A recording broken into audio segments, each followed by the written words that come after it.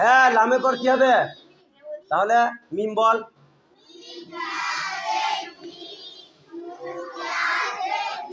হ্যাঁ, তোরা পর।